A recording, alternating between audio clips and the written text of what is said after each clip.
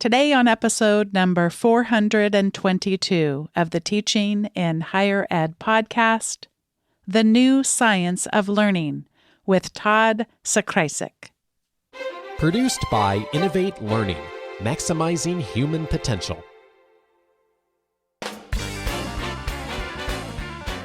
Welcome to this episode of Teaching in Higher Ed. I'm Bonnie Stahoviak, and this is the space where we explore the art and science of being more effective at facilitating learning. We also share ways to improve our productivity approaches so we can have more peace in our lives and be even more present for our students.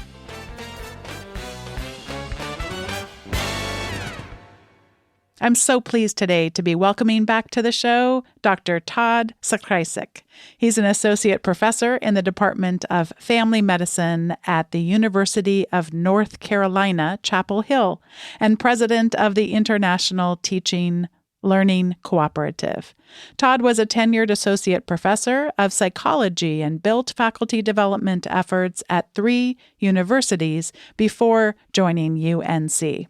At UNC, Todd provides resources for faculty on various topics related to teaching, learning, leadership, and scholarly activity. Todd has served on many educationally related boards and work groups, including the Journal of Excellence in College Teaching, International Journal for the Scholarship of Teaching and Learning, College Teaching, and Education in the Health Professions. Todd has consulted with organizations such as the American Council on Education, Lenovo Computer, Microsoft, and the Bill and Melinda Gates Foundation. He's delivered keynote addresses and campus workshops at over 300 conferences and university campuses in 48 states and 12 countries. Now, Todd, you have me wondering what 2 it is that we're missing. I just feel a sense of completion needed, but I am way off track now on this bio. Todd publishes widely on the topics of student learning, effective teaching, leadership, scholarly activity, and assessment. Todd's recently co-authored books include The New Science of Learning, 3rd edition, which you'll hear a lot about on today's episode, Teaching for Learning, 2nd edition, Advancing Online Teaching, and Dynamic Lecturing. Todd Zakrajsek, welcome back to Teaching in Higher Ed. Oh, Bonnie, this is so great to be back. I've been looking forward to this for so long. Me too. And I have an unofficial name for your book, as you are already aware. I call it The New Science of Learning. And so before we talk about the new science of learning, I would like to ask you, what is the old science of learning? I've never heard that before. Second edition of Teaching for Learning I did. I never thought about calling it Teaching for Learning. Yes. Tell you, can't wait till I get to like a 6th edition of something. That's going to be exciting. So the old science of learning, I guess what it really boils down to is that we have learned a ton of stuff over the last probably 15 years. With neuroscience, the way that we can actually look at the brain and see what's happening. We have measurement devices now, so we know when people are sleeping, we know learning, like where it consolidates and why it consolidates. It's actually down to which stages of sleep. We know that certain things, like when you're in REM sleep, it's more procedural, and when you're in deep sleep, it's more semantic kinds of information. And so those things were never done before because we couldn't measure them. So the new science of learning is basically we have an opportunity to look at how humans process information in ways that we never knew before. And then before I finish, that means we've learned some really cool stuff. So when I was in psychology as an undergraduate, and this would have been a long time ago, one of the things we were told is you were born with a certain number of neurons, and as you killed those neurons off, then you never get any new ones. Blatantly not true, but we didn't know it because we didn't have the instrumentation that could watch neurons form new connections and actually build new neurons. So that's the new science. Yeah, there's a lot that we know now that we didn't used to. And that also means there's a lot we still don't know. And so, yes, that's why resources like this one are so important to us, to take what we do know and be able to help us be able to thrive in these different contexts of learning. And you give us a nice, simple, but simple to read, but it goes so much deeper. But a simple definition of learning is that when we do something new from experience, and you talk about a few different types of learning. You talk about classical conditioning, operant conditioning, and social learning theory. And I laugh because you do make a little joke in there about like hearing the bell ring with the salivating dogs. And many of us remember this from our maybe intro to psychology class or whatever as one aspect of learning. I know for myself, something that didn't get covered really at all that I can recall in my psychology classes was this social learning theory.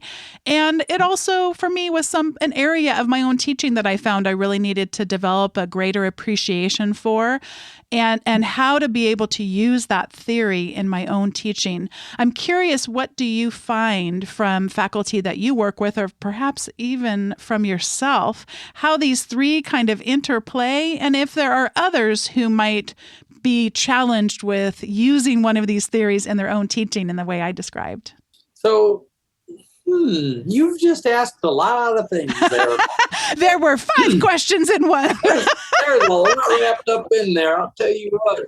So, this is fascinating. And quite frankly, this is one of the reasons I was excited to write the book, and I'll come right back to what you're saying, is there's so much out there, and so we don't have time. If I'm teaching math, if I'm teaching English, teaching humanities, whatever I'm teaching, I don't have time to go out and try to figure out what is relevant and what is helpful. So what I tried to do is look through the material out there and figure out in about 100,000 words what would really be helpful.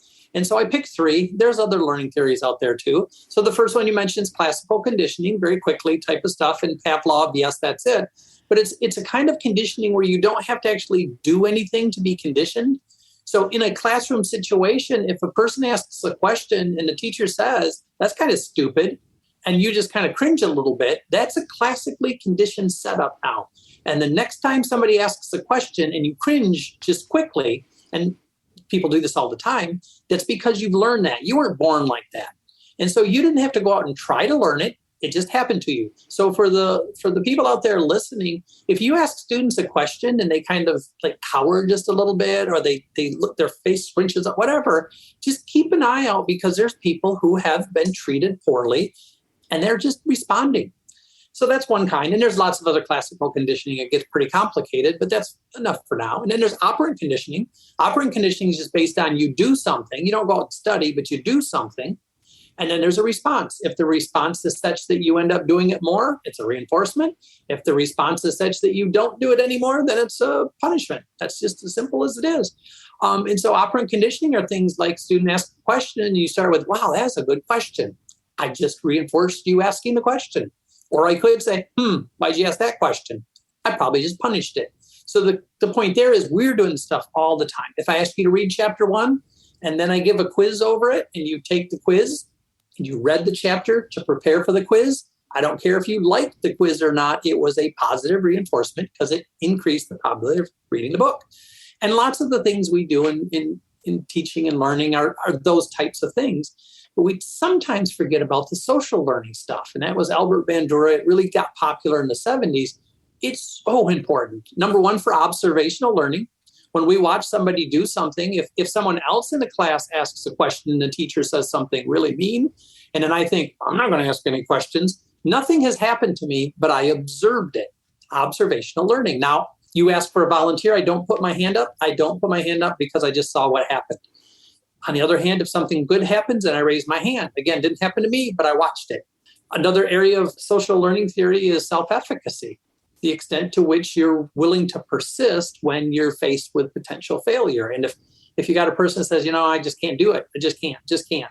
They have a low self-efficacy. That's going to be a problem. But the person who says, this is really hard, but I think if I can work through it, I can get it. And you, as a faculty member, can help students develop more, deeper, better self-efficacy so that when they do face things later, they will say, I'm going to push through this one. So those are kind of the different areas. And then the way they interact, is you kind of asked about the interaction too, is classical conditioning. I kind of mentioned that already. If a student asks a question and gets yelled at, that's classical conditioning, is happy to that student.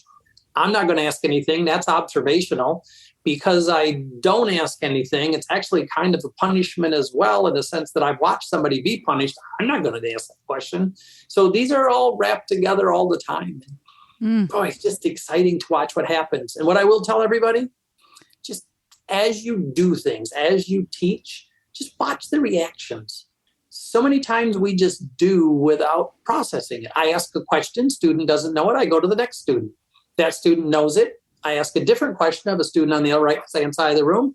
They know it, and I say, good. And then I go to another student. How often do we stop and pause and think for that, just a second or two? How did the student respond when I started to move away? When I ask a woman in the class, and I'm saying woman because this is very sexist. When I ask a woman in the class and she doesn't answer within like 2 seconds, and I say, oh, you know what? That was a tough question. Let me ask it a different way. If I ask a male a question and after 4 seconds, twice as long, I say, so what do you think? Come on, you got something. I've just treated those two humans very differently. And it's so subtle that I don't think most people would catch it unless you stop and say, what just happened here? And those are the nuances we have to watch for. Yeah. And so much for me is that self-awareness, and then also getting other sources besides yourself to catch you on those things, like recording yourself in class or classroom observations from peers, and that kind of thing can be so important in helping to shape our own behavior. Well, I know I didn't warn you about this, Todd, but I know you're ready for anything, right? And so we are going to play a game. And here's how this game is going to go. You are going to tell us if you could be a superhero. I mean, you already are a superhero, but if you could be even more of one and have a new superpower, what would your preferred superpower be?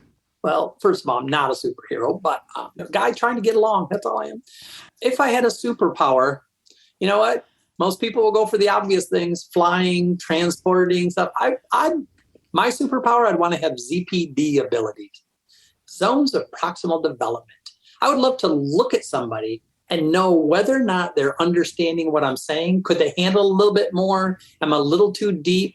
That's their zone of proximal development. It goes from, if I'm not complex enough, it's boring. You're bored by what I'm saying. If it's too complex, you're frustrating. And so somewhere in between there, you can learn. And the top half's the best. That's your zone of proximal development. And if I could see that, you could change the world. It would be an incredible superpower to have. I think there have been times in my own teaching, especially early on, I'm probably better at it now, but especially early on, where I thought I had that power, in the sense of I would find myself making fundamental attribution errors and projecting things onto learners that were absolutely not there. And so I try to recognize in myself, any of us still have the capacity to do that, but to reduce my confidence in my own ability and to try to interrupt that and try to get different information. And so that's I don't know, this zones of proximal development. I think sometimes I see us having overconfidence in our ability to do it, when really we do need other sources of data to be able to help us calibrate this and do it well. Yeah. And before we move on, there are a couple of things that are just the root of being a teacher. And that's a huge one. Knowing whether or not, or knowing how to pitch things at what level. I use an example sometimes, telling jokes. If you're telling a joke to a group that you've never talked to before, and they're making an initial impression on you and you're telling this joke, you get one shot. And if you tell a joke that's too complicated, not complicated, it just doesn't fit the audience, if it's not really funny, but funny to you, all those things could be true. But if you tell the joke and the group just laughs hysterically, think about that for a second. You had to lay that all out and make a decision before you told the joke. Other times you're in a situation you think, you don't say anything out loud, but I've got a joke in my head, but I'm not going to tell it because it's wrong. And now, wrong for that group at that time, like it's not going to be funny. When you walk in the classroom, it's the same thing. You have to decide what and how you teach and at what level. And I don't think a lot of faculty give themselves credit for that. That's an amazing thing. And that's why teaching is a profession and you're a professional. I've watched people who were poor teachers or people who are not teachers who try to teach. Think about that for a second. And they just lay stuff out and everyone sits there and just says, I don't get it. No, it wasn't pitched the right way at the right level. So that the thing you were talking about, getting at the right level, just hugely important. When I think about the many challenges that have been exacerbated by the pandemic, one of them is most definitely cognitive load. And I think about the ways that people have shared about, quote unquote, inviting people into your homes and all of the challenges inherent in that. There also were some opportunities. I joked on Twitter, although I was quite serious too, that I now know more students' dogs' names than I ever have in my entire teaching career. So it's not all bad, but it definitely has been challenging. And an aspect of what has made this challenging for learners and teachers alike has to do with cognitive load. What can you tell us about cognitive load, how it relates to teaching and learning, and why it's so important for us to be aware of its presence? Phew. How many questions was that? 3.5. We're getting smaller now, Todd. They're shrinking. Before we're done, you're going to be asking one. It'll be great. I can't wait. Here's my friend Bonnie, who has done this more times than anybody I know. And by the way, never missed a week. This is just ridiculous. Never missed a week. So you are amazing at this. For cognitive load, that's another one of those things as a faculty member. I mean, it's just critical for you to understand cognitive load and how people process information. Quick version, it really boils down to working memory kinds of stuff, is you can only process so much at one time. Think about it like the expressway. You got cars running down the expressway, everything's great, but the expressway can only handle so many cars at a given moment. And when there's too many merging on, merging off, changing lanes, all of a sudden there's too much stuff, comes to a screeching halt. Cognitive load does the same thing. I can process stuff that keep rolling along until there's too much. Now, how do we decide there's too much? There's three levels or three types of cognitive load that we pay attention to. One is implicit load. It's just some things are harder than others. A physics book is just harder than a third grade novel. It just is. The next part is extraneous load, which is kind of cool. Those are the things in the environment, which Bonnie was referring to, that take cognitive load. They're like the cars down the highway. They're extra things, but they're not really there to help your learning. They're just extra. So if you've got a dog barking in the background or kids running around or I'm trying to log in and then I can't find something, or if I'm in the classroom and the people next to me are talking, there's all this stuff that's going on. And that's extra load. If you've ever been reading a difficult article and there's a couple people having a conversation at the other side of the room, but it's a little loud and you say, "Excuse me, could you keep it down?" What you could have said was, "Pardon me, I'm reading something with high implicit load and you are extraneous load. If you could drop it down, I could pay attention to this article." But that's how cognitive load works there. And then the last little piece is dealing with how it's germane load, and it's how you process information. So if I do something over and over and over again, our brain is wonderful in that as you do something more and more frequently, it's long-term potentiation. That path of neurons fires easier and easier. So the next thing you know, driving a car was hard at the beginning. Next thing you know, you're in a car. You don't think about changing lanes or pushing the gas pedal or turning the steering wheel. It's there because of you did it over and over again. The other type are schemas. If you walk into a fast food restaurant, you know the difference than walking into a Ruth Chris Steakhouse. We have schemas of what this stuff does. Now, very quickly, I know I've talked a lot, but I'm going to pull it all right back together all at once. If there's too much extraneous load around, just be watching for that. If you put a PowerPoint slide up and if you've got words on a PowerPoint slide, people are going to read it because there's words. And if you start talking, now you're talking at the same time there's stuff up there, you've got too much cognitive load and they can't do it all at once. They're going to shut down and then they can pick one thing. So they're going to pick reading and they're going to ignore your talking because they can't handle it both. If you've got little characters up there on your PowerPoint slides, it's distracting. If you tell a story, hey, this reminds me of a time, that's extraneous load unless it ties right back to the material. And if you can help your students form schemas, how can you pull stuff together like, classical conditioning? And if I can get you to understand the concept of classical conditioning, that's a whole schema. Now you don't have to come back and get the pieces. You pull the whole thing out. So as your students are learning, and they're building schemas. They're practicing over and over so things are fast, which is why we have to learn foundational things. You can't ignore those. When they get that down, now they're processing things. If you can keep the extraneous load down, you have a whole lot more learning taking place. So that was 5-6 minutes of something that I would suggest go read quickly on it. Tell you what, go to Wikipedia and just start there. Hey, those of you who are all saying, hey, well, you don't go to Wikipedia, that's a terrible place. They have a tagline that they don't use, but they should. Wikipedia, fabulous place to start, hideous place to end. So go check out cognitive load. It will get you rolling on those 3 types there. But it's massively important to know where your students are. Even just the conversation that we've had so far, and we're only skimming the surface here, as you mentioned, it is fascinating the way that these things interplay with each other. Because while we want to keep the extraneous cognitive load stuff out, and we really do need to be purposeful in how we design those learning experiences and all the associated materials and artifacts. Yes. We still want to be thinking about the zone of proximal development because you don't want it to be easy. And that is another thing that I think about early in my teaching. When things got hard, I thought I was supposed to fix that. And now I recognize when things get hard, unless the hardness is unrelated to the learning, but that learning, but the deepest learning is going to be messy, is going to involve failure. And that if I try to fix it too much when it's actually relevant to the deeper learning and the failures and all of that, I mean, and so it's fascinating to me how all of this interplays. And then back to how you started us off with thinking about the different learning theories and how they interplay too. And you can tell I have a little bit of a schema going for myself in the sense of when you know about these different models, you can start to begin to see the ways in which they might shape your teaching and the ways in which they might shape others' learning. Yeah. And one quick thing, you just said something that was really so important.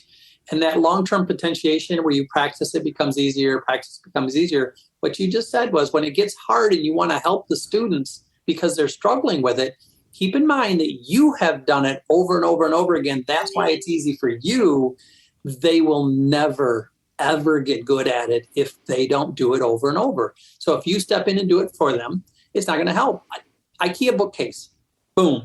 That's excess cognitive load as soon as you open the box. But here's the deal.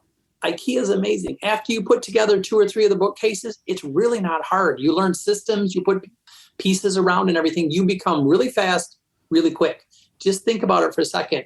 What happens if every time I open the box and I say, wow, this looks complicated, you say, let me do it. And then I sit back and watch you. I would never become good at it. So the concept there is just let people struggle a little bit. It's actually called desirable difficulties. And Robert Bjork has a whole lab about it. But I'm glad you mentioned it, Bonnie, because it is a foundational thing and it's a hard thing. You want to help your students, but you're not. I always love when Robert Bjork's name comes up because he's been on the show previously and I was invited to go speak somewhere in Texas and I can still recall standing up in front of 300 or 400 people and someone asking me a question and me thinking this relates directly to his famous thing that he says, failure is the friend of learning, only I could not for the life in me remember Robert Bjork's name. But the funny thing is that you only have to really do that once. Once you fail really publicly and you just mess up so exquisitely, you will remember that name in the future. I literally have never forgotten all those years since then. It's oh no, but I mean, and I also think that's kind of good for us. And this is a spoiler alert for later in our conversation. As educators, we're going to need to be pretty vulnerable and willing to make mistakes, or we're actually not doing our students any favors in that category either. Yeah, part of the social learning theory, they got to see us make mistakes too. So, yeah. Yeah. So another big area that I think we kind of get off track on, you, of course, have created this wonderful resource for students, but I mean, actually, you've created it for all of us, but I'm going to take it on the aspect now for teachers. I feel like way too much of the time when it comes to group projects, we just assume they already got it from somewhere else. And if they didn't, they should have. So I would love to have you talk to any of us who assign group projects. And it doesn't matter, master's, doctoral degree, undergraduate, whatever level it is. What should we be doing to help those learners in those group projects be able to actually learn from the experience of being in a group and then learn from whatever the particular assignment is being assigned? That's another one that's great. But actually, I want to pick up a tiny little piece and then I'll get right to the groups. When you said it's written for students, the voice is written for students. When I write a book, I try really hard in my head. And usually it's about third chapter before I can really get it down. Then I go back and rewrite the first two. And I put myself in a set. And it's like, if you're sitting in a classroom as a student, what would I want to hear? What would I need to hear? If you're a teacher teaching it, what would I need to say? What would I need to construct? And I can tell you, I wrote this book with two voices, and I purposely did it. And I went through, and if I was successful, and this is not an easy thing to do, so I may have missed, a student should be able to read this book and say, wow, this is really helpful. And a faculty member should read this book and say, wow, this is really helpful. So try it out. If you're listening, give it a read and see if I did that, because I think I was straddling a line that I might have made it. I would just like to say that for this faculty member, you knocked it out of the park. So if that's what you were going for, you certainly did for me. And I definitely think that you covered both of those bases. And it felt so relatable to me, both as someone who's been in a role many times as learner and many of the times as teacher. So thank you for that gift. Good, excellent. Well, I'm glad we did that one. Now let's go back to the group, but I wanted to make sure you get that in there. In terms of the folks listening, I don't think of it as a student's book. It's both, I hope. So the group was chapter 12. And I got to say, when I started this book, there were certain things that I just really, really wanted in the book. And so a chapter about groups is just something I just really wanted. And the reason is that when you say to students, we're going to have a group project, there's a preponderance of times when people will groan. And part of it is that people get put into groups but not told how to do it, so then they're not successful. And then they hear the word group again, and their first thought is, I wasn't successful. It turns out if you teach people how to work well in groups, they don't hate them so much. And so there are a couple things you can do. I think one of the things everybody should do is, before you actually start off on your group project, put your students into groups of 4 or 5 and ask them to talk for 5 to 10 minutes about the best group they've ever been in and the worst group they've ever been in, and jot down the characteristics. What happened? Then have everybody report out. There are going to be students who are going to say, I was in a group and total chaos. Nobody knew what anybody was doing. Somebody else is going to say, I was in a group and it was great because we assigned each other roles and it worked so well. Somebody else is going to say, we'd get into groups, but we never talked about the topic. Somebody else is going to say, we were in a group one time, or I was in a group one time, and there was a person who was the leader who set out agendas and it was great. So if the students talked, listen to them. And then what you can say to them is, I will do my best if you do your best, and we will try to minimize those things that were problematic for you, and we will maximize the things that were good. And those are things like, right on the first day of class, do your best to set up a meeting. What'll happen is, if you don't do that, is a group will get together and they'll set up the next time they're going to meet. And then when they'll say, well, when we meet, we'll pick the next time. You all know how hard it is to pick a time to meet 10 days out, but it's not that hard to pick a time to meet that's a month out or 2 months out. So you pick all those. And then I tell my students all the time, make one extra meeting just before the due date, because if you need it, you got it. And if you don't, you can cancel it. But explain to them, you set that up, set up the roles, set up what you're going to do. Every group meeting should have an agenda, have a timekeeper. And so it's the things we know that work. We all know kind of what works, because we've sat through some really good meetings and we've sat through some bad ones. And if you don't teach students how to do well in groups, they don't tend to get better.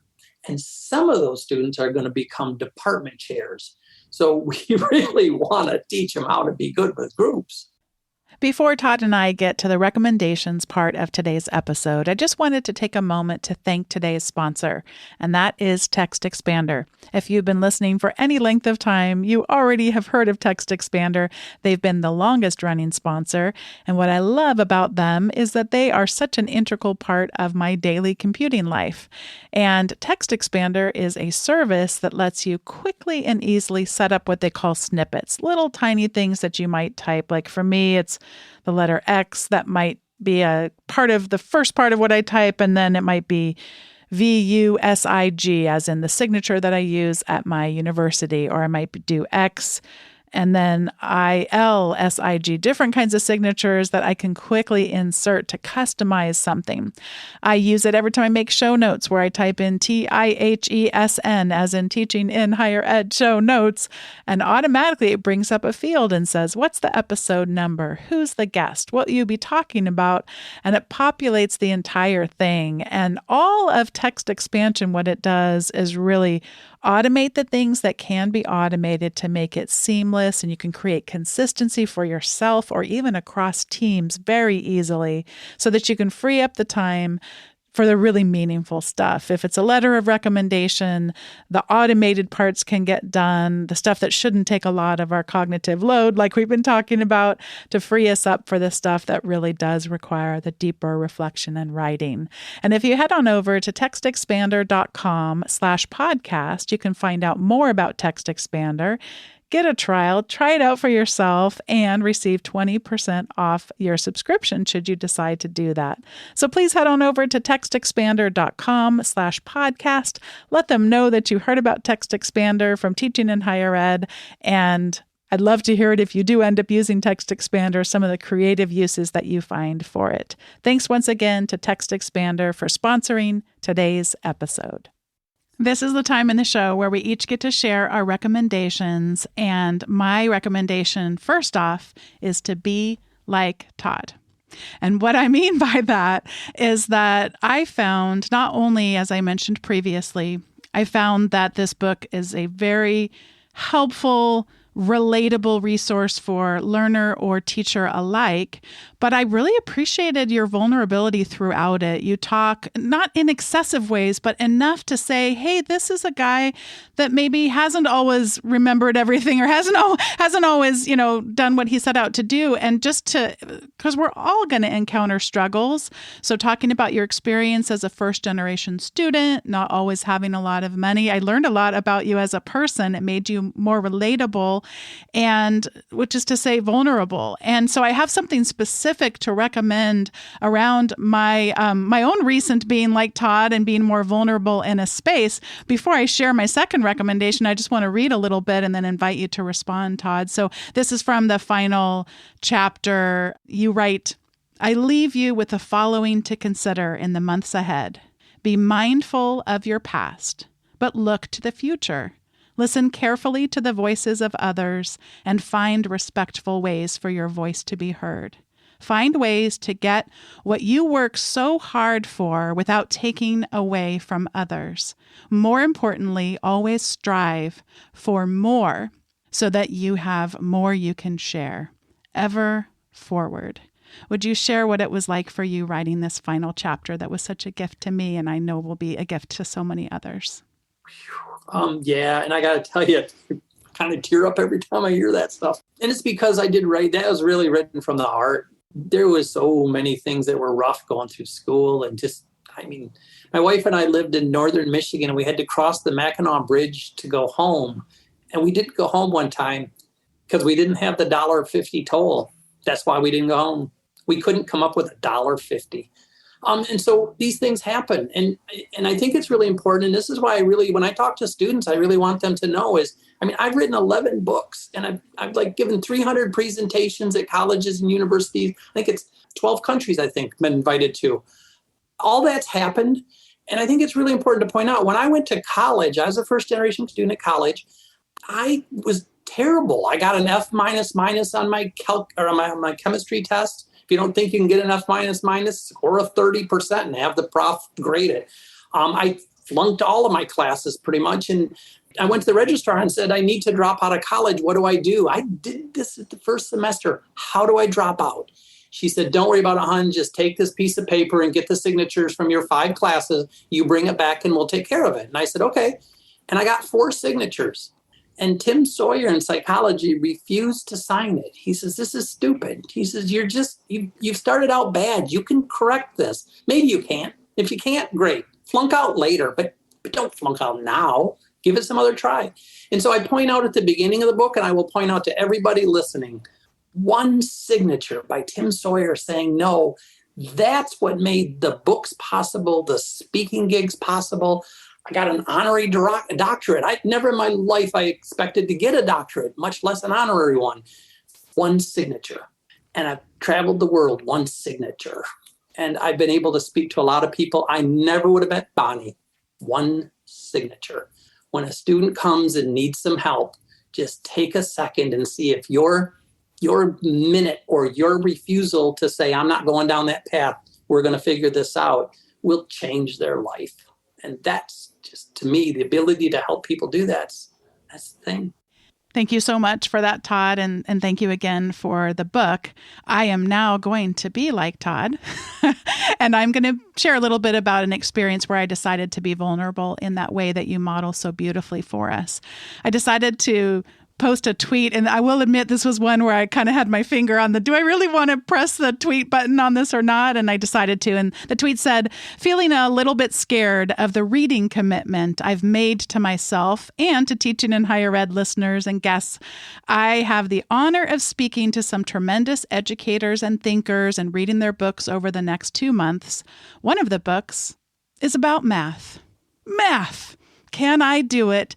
And then the emoji that I put is the crying, laughing emoji, trying to be lighthearted. And so what resulted on this is some people who I do know commenting, such as my husband says, plus you'll get lots of credits for our library challenge. We joined our local library's reading challenge. So this is really like stepping up my long form reading game. It's been fun.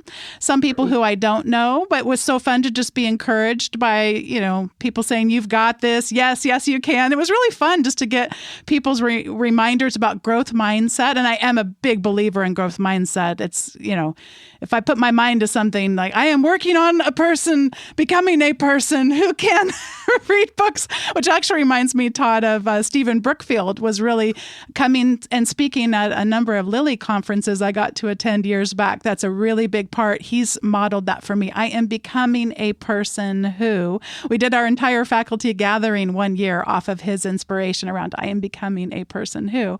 So anyway, fast forward in the tweets to Peter Newberry.